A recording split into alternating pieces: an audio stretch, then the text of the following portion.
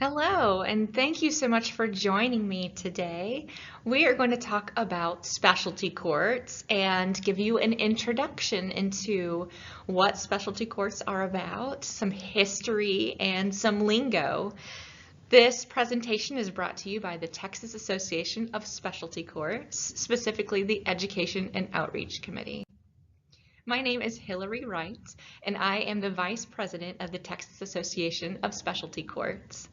I have been a Texas prosecutor for 15 years, and I'm currently a chief felony prosecutor in Tarrant County.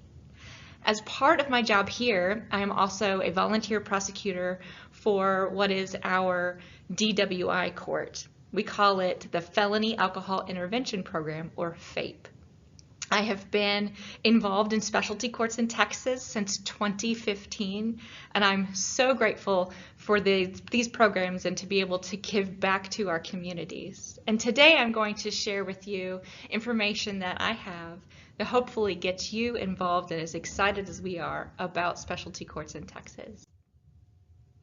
Today we'll be talking about substance use disorders, objectives of specialty courts, the history and types of specialty courts. We'll talk to you about the team approach, best practices, the court process, eligibility, community benefits, and the legal and ethical considerations of specialty courts. Before we get started, there are a few important terms particular to specialty courts that we should cover. You will hear and see specialty courts referred to as many things, from drug courts, problem-solving courts, to treatment courts.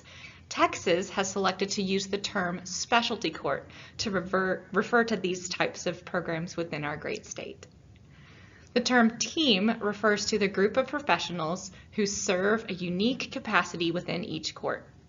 The court team as a unit works together with the judge at the helm to guide the participant to success and sobriety.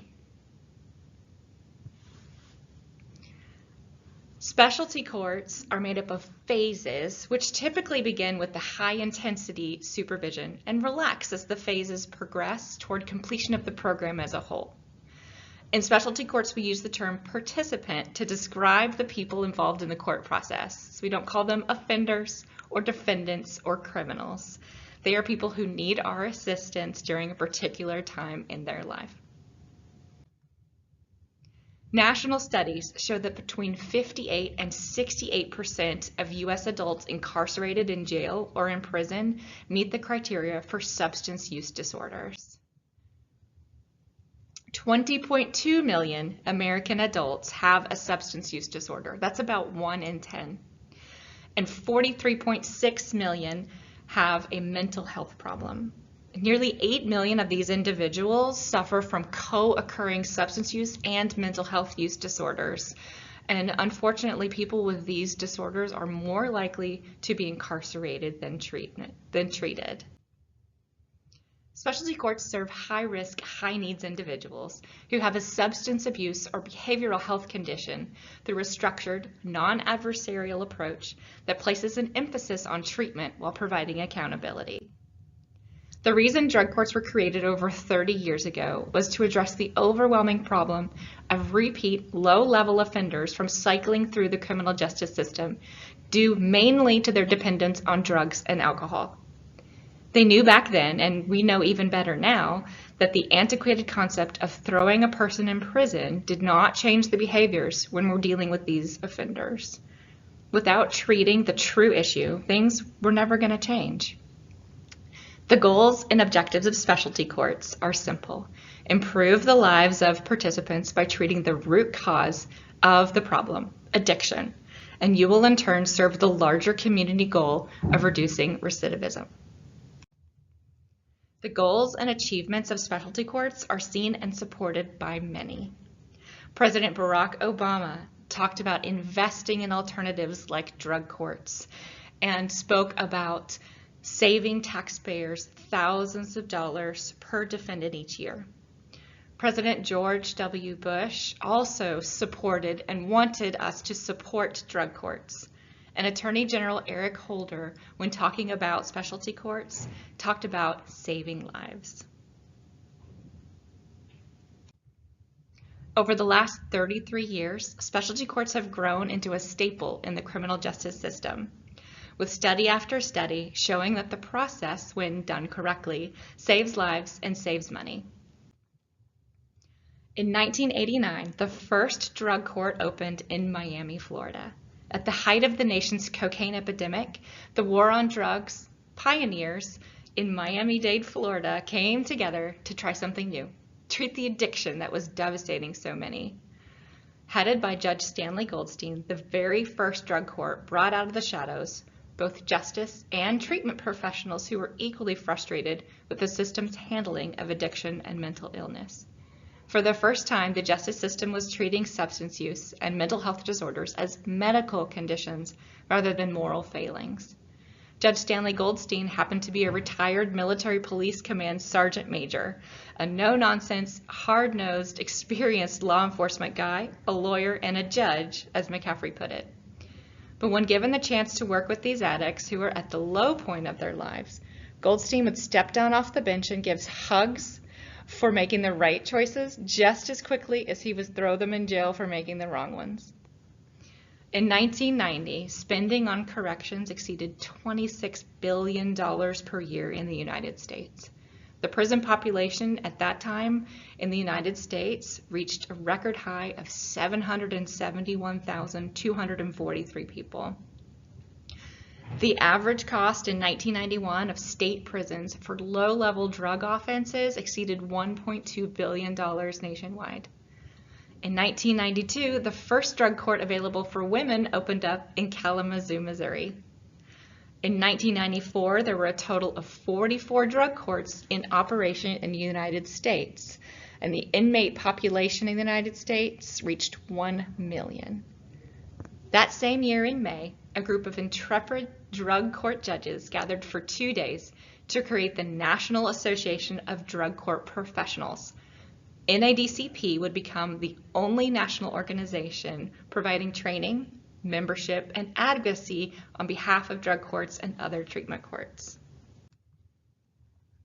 In 1993, here comes Texas. Jefferson and Travis counties were the first drug courts opened in Texas. In 1995, NADCP held its first national conference in Las Vegas, Nevada, to provide training and education to drug courts across the country. Today, NADCP, which is now called All Rise, continues to hold an annual conference, hosting over 6,000 people for 4 days of an intense training. With the expanded growth in specialty courts, the U.S. Department of Justice began administering federal drug court grants to help fund expansion. That same year, the first DWI court opened in Donna Ana, New Mexico, along with the first juvenile drug court in Visalia, California. In Nevada, the first family treatment court opened its doors in Reno, Nevada. And not to be outdone, Idaho opened its first tribal healing court in Fort Hall. In 1997, with funding from the Bureau of Justice Assistance, NADCP published the Key Components, which provided a much-needed blueprint for the burgeoning treatment court field and immediately became the most important treatment court publication in existence. Decades later, research would confirm just how essential the 10 key components are to treatment court outcomes. Recognizing the need for ongoing training and technical assistance, NADCP created the National Drug Court Institute. With support from the Office of National Drug Control Policy, NDCI would become the premier provider of treatment court training and technical assistance in the United States. And in 1999, there were now 472 specialty courts of all varieties in existence across America. In 2001, the Texas legislature added specialty courts to the Texas Government Code. The language mandates that all counties with 500,000 persons or more have a specialty court. The 77th Texas legislature passed, and Governor Rick Perry signed House Bill 1287, which codified the U.S. Department of Justice's 10 key components of drug courts.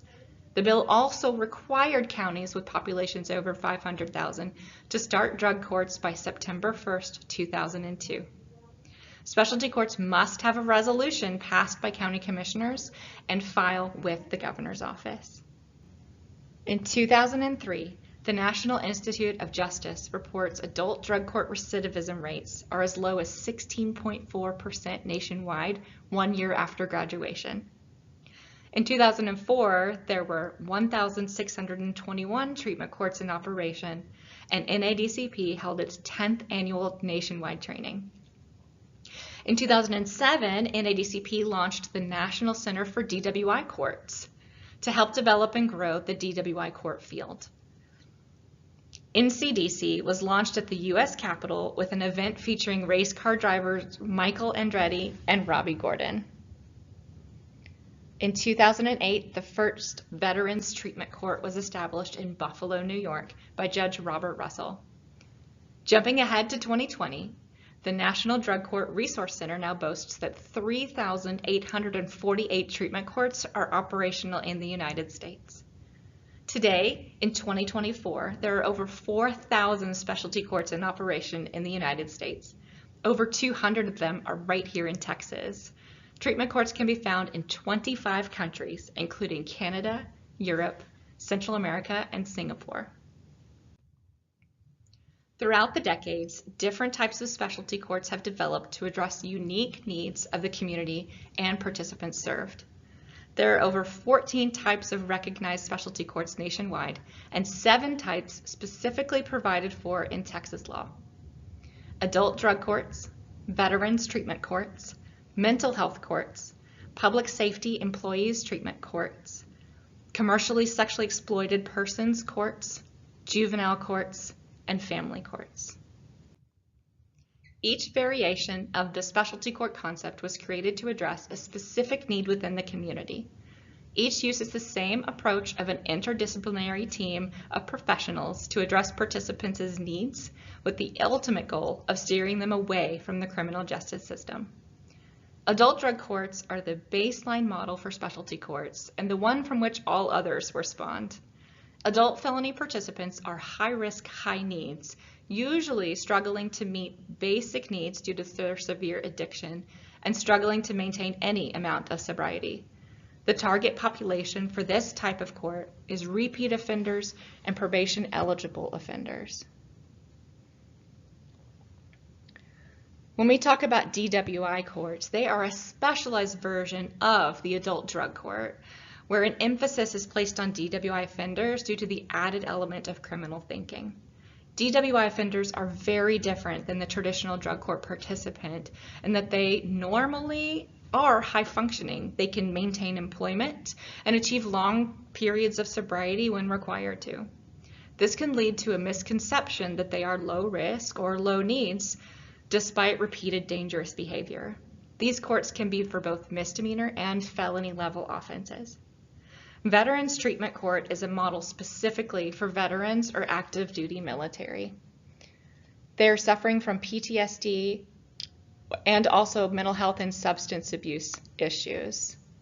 The target population for these courts are veterans or active duty military who can have moderate risk and needs levels if the mental health diagnosis is met. They must either have PTSD, substance use disorder, traumatic brain injury, or a combination thereof. Mental health courts are a court in which the focus is on stability of mental health disorders as they relate to substance abuse. With regard to these courts, the target population are those with serious mental health diagnoses, such as bipolar, depression, and/or schizophrenia. They also must have co-occurring disorders, which is mental health plus substance use disorder. While reentry courts are not officially recognized as their own subset of court, they are a popular version of the adult felony drug court operated in Texas. Reentry courts focus on the population of offenders who are returning from a long-term inpatient treatment facility, such as a judicial treatment center or SAFE-P. This type of court came about because the statistics were proving what we all knew to be true. It is easy to stay sober when you're locked up, but when you return to your community, your people, and your places, and your triggers, that's a different story. Reentry courts help guide participants back into their communities while utilizing the tools that they learned during their time away. Commercially sexually exploited persons courts were created for participants who have been involved in prostitution and are facing charges for such.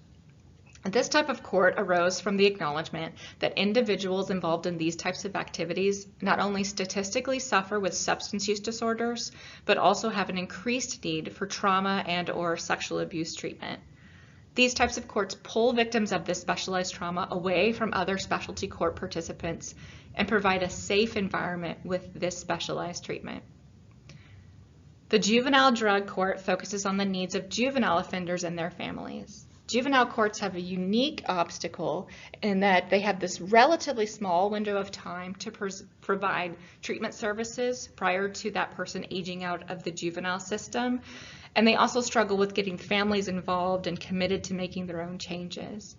Another struggle that they have is that the overall challenge is there of brain development and lack of logical decision making of these adolescents.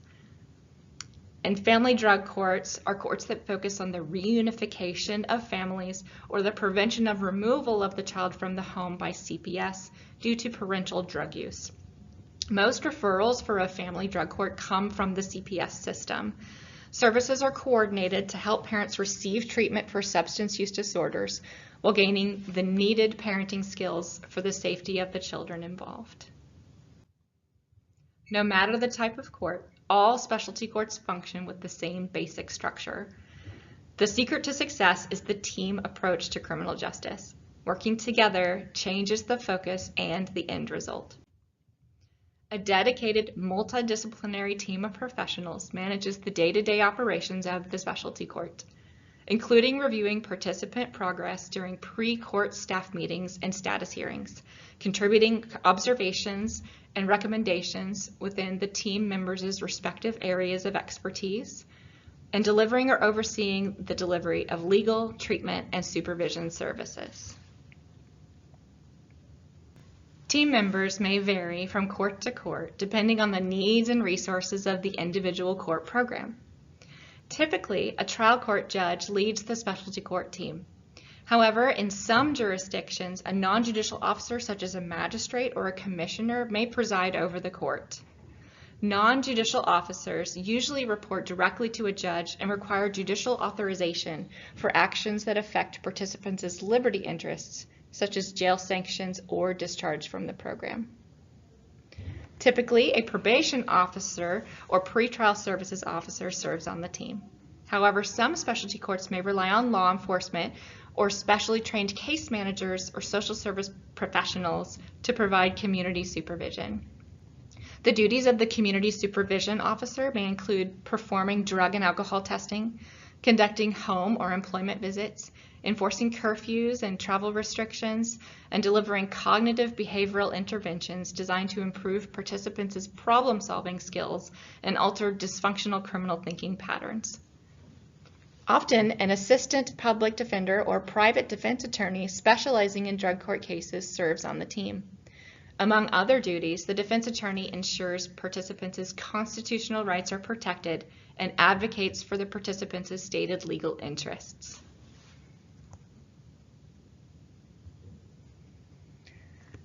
Typically, an assistant district attorney serves on the team. Among other duties, the prosecutor advocates on behalf of public safety, victim interests, and holding participants accountable for meeting their obligations in the program. The prosecutor may also help resolve other pending legal cases that impact the participants' legal status or eligibility for the specialty court.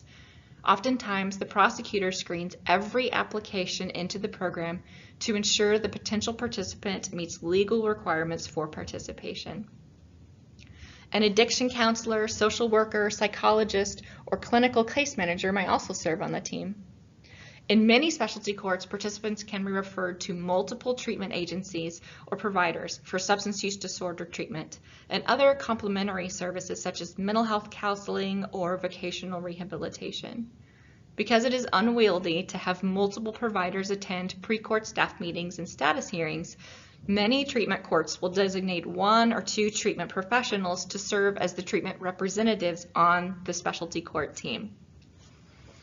A court administrator or clerk serves as the coordinator for the specialty court program. However, some specialty courts may employ a senior probation officer, case manager, or clinician as the coordinator.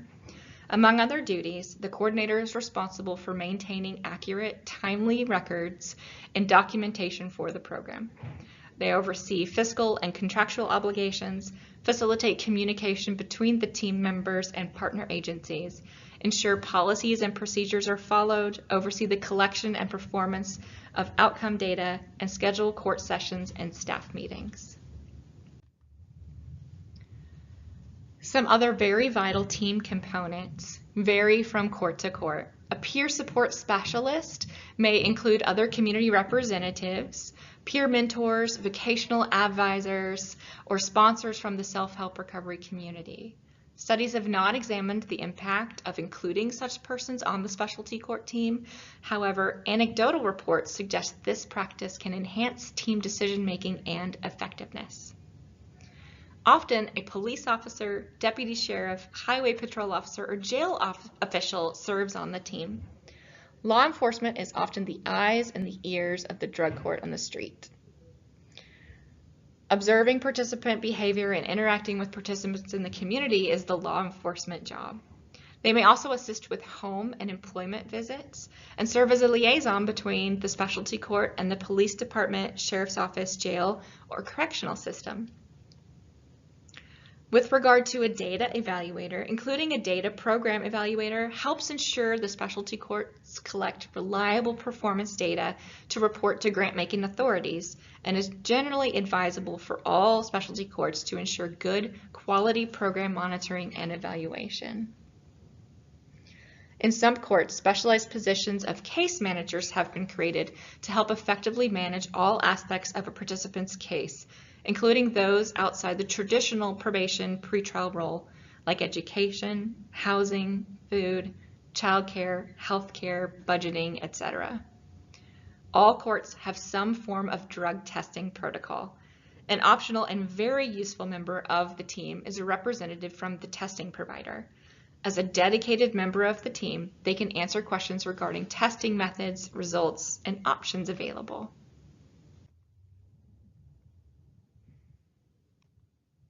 Evidence-based standards provide a blueprint to dramatically improve outcomes for specialty court participants. Adherence to these standards is essential for the purposes of credentialing, funding, and training new or existing specialty courts. A study of 69 drug courts revealed significantly better outcomes for programs that followed the 10 key components. The most effective and cost-effective drug courts worked collaboratively as a team, provided structure and accountability, offered wraparound services, trained team members, and monitored performance and outcomes. Investments in treatment and supervision services, staff training, program evaluation, and management information systems were recouped by greater improvements in outcome costs to the taxpayer. Since the first drug court was founded 30+ years ago, the effectiveness of drug courts has undergone more research than virtually all other criminal justice programs combined. Published with funding from the Bureau of Justice Assistance, the key components provided a much-needed blueprint for the burgeoning treatment court field and immediately became the most important treatment court publication in existence. Decades later, research would confirm just how essential the 10 key components are to treatment court outcomes. Number 1, drug courts integrate alcohol and/or other drug treatment services with justice system case processing. Number 2, using a non-adversarial approach, prosecution and defense counsel promote public safety while protecting participants' due process rights. Number 3, eligible participants are identified early and promptly placed into the drug court program. Number 4, drug courts provide access to a continuum of alcohol, drug, and other related treatment and rehabilitation services. Number 5, abstinence is monitored by frequent alcohol and other drug testing. Number 6, a coordinated strategy governs drug court responses to participants' compliance. Number 7, Ongoing judicial interaction with each drug court participant is essential. Number 8, monitoring and evaluation measure the achievement of program goals and gauge effectiveness. Number 9, continuing interdisciplinary education promotes effective drug court planning, implementation, and operations. And number 10, forging partnerships among drug courts, public agencies, and community-based organizations generates local support and enhances drug court program effectiveness. Now let's talk about the who. Section 123.002 of the Texas Government Code spells out who and who is not eligible for participation in a specialty court by providing that commissioners' courts or the governing body of a municipality may establish drug court programs targeting specific individuals. Generally, these are individuals whose crime either directly involves drugs and alcohol, or when drugs or alcohol significantly contributed to the commission of the crime. Generally, assaultive offenses are disqualifying. Each court will have its own particular way of handling how participants enter, progress, and leave the court program. The basic structure remains the same, utilizing the best practice standards for specialty courts. The general steps in the specialty court process look similar to those outlined here on the timeline and in the next slide. The first step in getting a participant in the program is a referral to the program. This can be as official as the prosecutor formally referring the case for court review, or as simple as the offender's grandmother recommending that they apply. However it happens, the important step of getting the information about the court to the potential participant is crucial.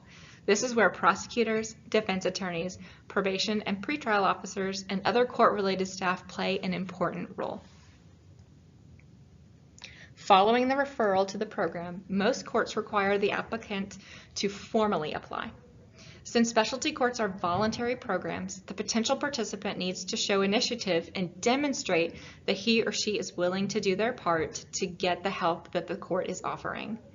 Applications can be as lengthy as a few pages and request all necessary data points, or as simple as a one-page "explain why you want this program" questionnaire. At some point in the beginning stages of the admission process, the potential participant is required or requested to observe a court session. By law, court sessions are open court hearings and available for anyone to attend. The purpose of the applicant observing the session relates back to the voluntary nature of the court. If they observe and they don't want any part of the system, then there's no reason to waste anybody's time. If the applicant observes and is interested and willing to engage in treatment and the court, they should move on to the next step. Screening takes place in two ways. The first is the prosecutor's determination of legal eligibility and willingness to extend a plea offer. In some courts, this eligibility determination occurs at the referral step. If the DA's office is unwilling to extend an offer of participation in the court, the applicant is normally out of luck. Some reasons why the DA may determine the applicant ineligible are concerns for public safety or legal ineligibility standards. If the prosecutor deems the applicant legally eligible, a screening for risks needs is required to ensure the applicant qualifies for the services. At this point in the screening process, some courts do a simple criminal risk and/or treatment needs screener, and others go ahead and perform the full assessment, including a TRAS, a SASE, or other assessment. Following the initial review process of the applicant, the state will extend an offer to the defendant, which includes the terms of completing a specialty court program. This could be a pretrial agreement with the hopes of dismissing or lowering a charge, or a post-adjudication deal to avoid prison, or a modification of probation situation to avoid a revocation. Whether the assessments were done pre-plea or saved for post-plea, a full clinical assessment is done, and it's needed in order to provide the participant the treatment he or she requires. Ensuring proper level of care for each participant is crucial to the treatment process to avoid under or over treating and ultimately causing harm. While the participant is involved in the multifaceted court program, the most crucial portion of their time is spent in the treatment process, working through the stages of changes and toward the ultimate goal of sobriety and individualized success. This process can range from SOP, supportive outpatient, IOP, intensive outpatient, inpatient services, recovery groups, etc. Following a successful discharge from treatment, a participant will enter the aftercare portion of the program. For some courts, this is their last phase before or immediately following graduation. Court programs typically have anywhere from 4 to 6 phases. Each phase will have a different and specific focus for the participant's time in the phase. The most tangible part of the court program process is the phase up or phase advancement of a participant. This is the best indicator for them that they are achieving their goals and making progress toward completion of the program. Each court has their own method for reviewing, granting, and processing a participant advancing to the next phase of the court. Some courts simply tell the participant when they are moving up, while others require them to fill out an application or request form explaining why they believe they're ready to advance. Advancing to the next phase is generally based on the accomplishment of certain goals, whether time-based, length or sobriety, achievement-based, number of meetings or court sessions attended, or treatment-based, cognitive goals or progression of the phases. No matter how the result of phase up is reached, celebration of the achievement during the court session is always part of it. Our certificate is an easy way to recognize the accomplishments of the participant and incentivize continued behavioral choices. With the progression through the phases comes changes to the requirements of the participant. They can include reduced supervision and increased freedom to make choices using their newly acquired skill set, or different and additional requirements like completing an educational assessment, getting a job, beginning to pay back fees, etc. The goals of the court in moving participants through the phases is to slowly release the institutional grip of the court/justice system and allow the person to navigate life on their own. The court team and participants put in the work and see the day-to-day benefits of their labor in the changes made, self-esteem gained, and the families reunited. The community as a whole also sees direct and indirect benefits of the specialty court process. Improve public safety by reducing recidivism, reduce costs associated with criminal case processing and rearrest, reduce overcrowding in jail, detention centers, and prisons, introduce participants to an ongoing process of recovery designed to achieve total abstinence from illicit and illegal drugs, promotes self-sufficiency and empowers substance abusers to become productive and responsible members of the community, and reunifies families and protects children. The National Institute of Justice compared this to the traditional criminal justice system processing, treatment, and other investment costs and came up with that it averaged $1,392 lower per drug court participant. Cost saving is great for the community, but returning sober, law-abiding citizens to the community is priceless. In 2022, Dallas conducted a study through the Meadows Mental Health Policy Institute that reported a $9.73 saving for every dollar spent in the criminal justice system. Specialty courts have fun. They break traditional rules. They make trial courts jealous with their smiles and celebrations. But at the end of the day, they are still courts. The team has serious legal and ethical considerations that we must take into account with each staffing and order of the court. Specialty courts turn traditional notions and beliefs about the justice system upside down. Effective specialty courts educate potential participants about the differences between traditional court and the program they are considering. Often a written contract or agreement is signed by the participant which outlines those differences, the policies and procedures of the court, and makes it clear why the participant is willingly and knowingly waiving any rights or privileges she might otherwise have. In a traditional court setting, the prosecutor and defense counsel each take an opposing position and pursue that position in an adversarial manner until the matter is concluded. In a specialty court setting, these two opponents must instead work in a collaborative fashion to promote the participants' successful completion of the program. This might be easier for the prosecutor, as prosecutors are not seeking convictions. Instead, prosecutors are seeking justice. Anyone can see how restoring someone to a productive citizen without incarceration could be seeking justice. While traditionally the prosecutor's role is one of championing public safety through incarceration, the prosecutor can also fulfill that role through diversion in appropriate circumstances. Arguably, the collaborative approach is trickier for defense lawyers. Most defense lawyers would be scared to death to allow a client to approach the bench and engage in a dialogue with the judge about any subject, let alone what violations the client may have engaged in during that period of time.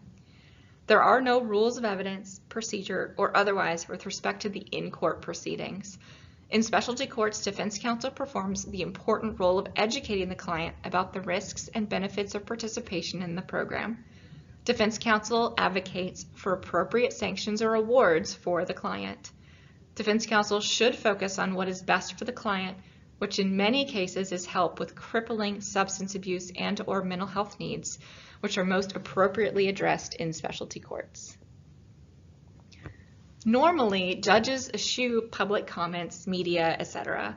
In specialty courts, judges become public advocates for the program. While judges need to be particularly careful about the appearances of impropriety, a judge is allowed, under applicable ethical rules, to participate in extrajudicial activities concerning the law, the legal system, and the administration of justice. Being a champion of specialty courts clearly falls within that realm. Substance abuse and/or mental health is an issue that is often talked about in specialty courts.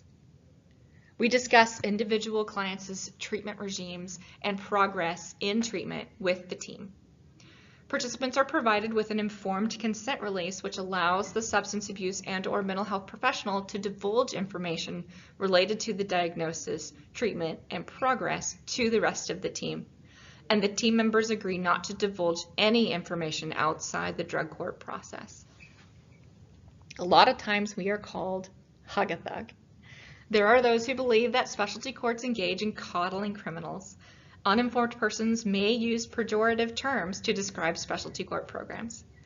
While specialty courts hopefully do help criminal defendants, it's not a cakewalk. In fact, specialty courts require much more than any probation or parole officer can or does on their own. Participants are expected to appear regularly, usually weekly in the first phase of court, report more often to a supervision officer, attend recovery and/or mental health groups, perform community service, maintain employment, attend outside recovery groups such as AA or NA, get a sponsor, work the 12 steps, etc. Those of us not in a program would have difficulty complying with all that's expected of these participants. And if they do not comply, they're subject to a wide variety of sanctions, including incarceration. Now I want to talk to you a little bit about some real life stories, the reason why we do what we do. First is an example from an adult felony drug court. The participant was a heroin addict and a prostitute. She struggled initially in specialty court and was nearly discharged, but the team gave her one more treatment option and something just clicked. She was able to graduate from specialty court. And then she graduated from college. And then she graduated from grad school, and now she has a PhD. There was a participant in a youthful offender drug court who was arrested for impersonating a police officer when he performed a traffic stop on an off-duty cop. He graduated from the court and got his case expunged, and now he serves on that youthful offender advisory board and works for the Dallas County Marshal's office. And in a felony DWI court, there was a participant arrested again for a DWI. He had failed his last 2 DWI probations and been revoked each time. This time, he successfully completed the specialty court after 4 years, and he continues to work his program and live a sober life today. He now owns a business which grossed over $1 million in 2023. He got married in this last year and has a 6-month-old baby girl. Thank you so much for your time and your attention to this presentation. Please reach out to any and all of us so we can get you on your journey to becoming a part of a specialty court.